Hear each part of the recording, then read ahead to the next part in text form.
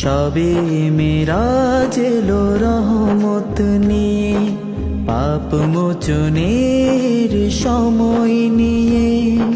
নামাজ পড়ে তাওবা করি, পুণ্যের মিজান ভারী করি, পুণ্যের মিজান ভারী করি।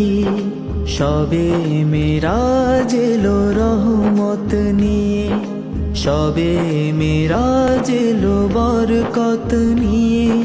মাগফিরাতের সন্ধিক্ষণে দোয়া করি, তাওবা করি, দোয়া করি, তাওবা করি।